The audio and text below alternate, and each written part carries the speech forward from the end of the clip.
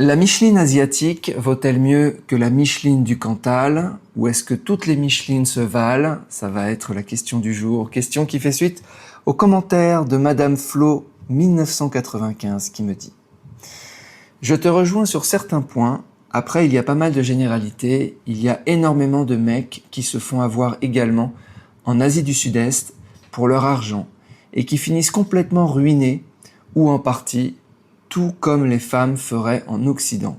Donc en réalité, je pense qu'il n'y a pas de paradis sur Terre. À ce propos, c'est du cas par cas.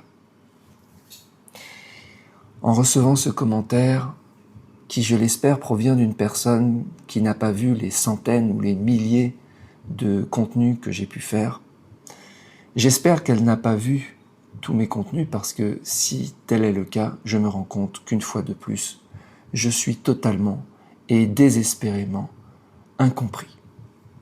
Que faut-il que je fasse pour clarifier les choses? Une fois de plus, je vais essayer de mettre les points sur les i concernant la Micheline. Alors, il n'y a pas vraiment de différence fondamentale entre toutes les Michelines du monde, la Micheline du Cantal, la Micheline française, la Micheline occidentale ou les Michelines asiatiques. La Micheline est une entreprise de plumage intégral, un plumage universel, un plumage qui transcende toutes les cultures. La Micheline n'a qu'un seul objectif: pomper l'air et pomper l'argent, faute de pomper autre chose. Alors en France, on appelle ça, j'appelle ça Micheline du Cantal. En Asie, certains appellent ça passeport bro, c'est-à-dire des hommes qui viennent chercher des femmes en Asie pour se mettre en couple avec ces femmes. Et ces femmes, elles n'ont pas d'autre objectif que l'objectif des Michelines qu'ils auraient eu en France, c'est-à-dire se faire plumer intégralement. Voilà. Alors vous aurez toujours tort face à une Micheline. Je dirais que en France, vous aurez presque toujours tort, alors qu'en Asie, vous aurez définitivement toujours tort. Vous n'aurez jamais raison devant un juge en Asie avec une Micheline locale. Jamais. Donc c'est même pas la peine de faire des procès, d'aller en justice, parce que elle a récupéré tous les biens immobiliers, parce que tout était à son nom, parce qu'elle avait la propriété de l'entreprise, mais que vous aviez une entente, parce que elle avait l'argent, parce que... Non. Tout est à elle. Voilà. C'est normal. C'est ainsi que ces pays, en fait, protègent leur Micheline. Et donc, sachant que on ne peut pas, en plus, dans beaucoup de ces pays, en Asie, on ne peut pas être vraiment propriétaire de rien. Donc ce que font les hommes, c'est qu'ils mettent les business, les biens immobiliers, l'argent au nom de leurs femmes. C'est fait pour, le système est fait pour que ça se passe comme ça. Et évidemment, comme le couple, ça se passe mal à un moment donné, eh bien ils perdent tout. Et donc tu as parfaitement raison, Madame Flo, ils finissent ruinés en Occident, ils finissent ruinés en Asie par les Michelines. Voilà.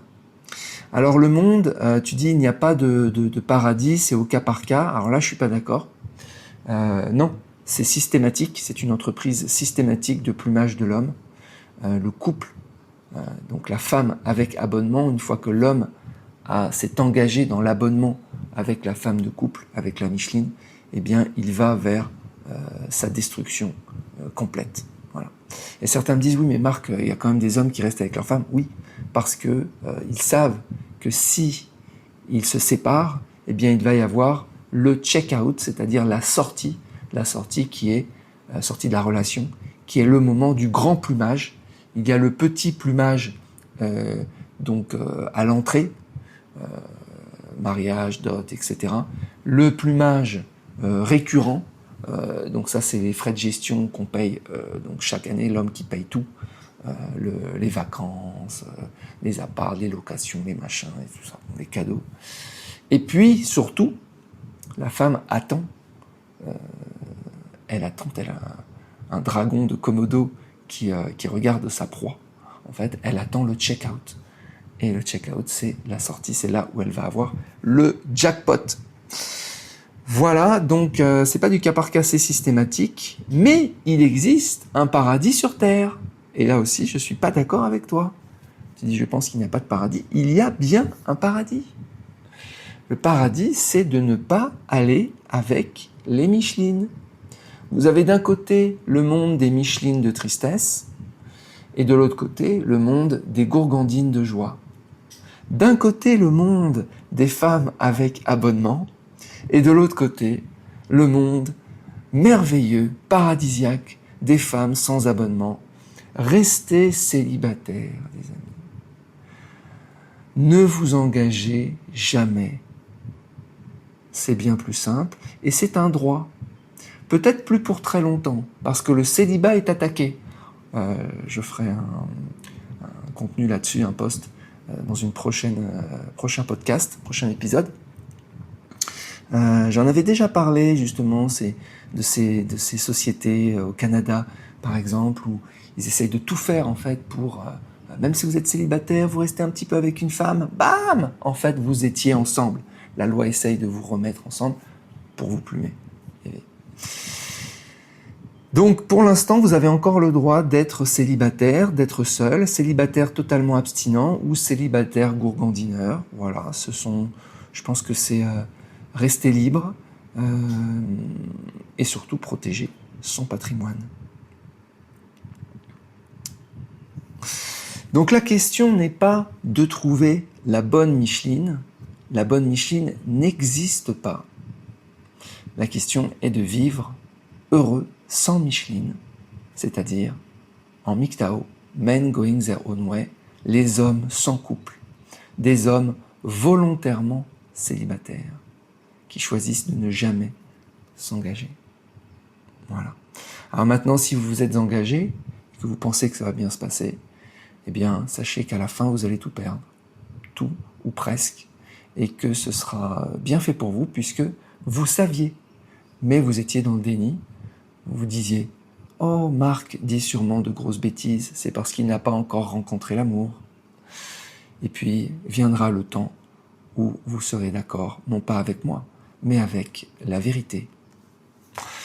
Voilà les amis, si vous avez un commentaire, n'hésitez pas à venir sur le groupe Telegram ou vous pouvez mettre en dessous des différents endroits où vous écoutez ce podcast, YouTube, etc. Abonnez-vous au podcast en direct pour ne rien louper des épisodes, en particulier des épisodes non censurés. Donc c'est important de vous abonner vraiment en direct et pas via Spotify ou Deezer ou d'autres trucs comme ça qui sont soumis quand même à censure. Pour l'instant, j'envoie quasiment tous les épisodes sur toutes les plateformes, mais à un moment donné, certains épisodes ne pourront être diffusés que sur le podcast auto-hébergé et vous n'y avez accès que si vous utilisez un accès en direct et non pas via une plateforme. Voilà les amis, je vous souhaite une très bonne journée et je vous dis à bientôt. Ciao.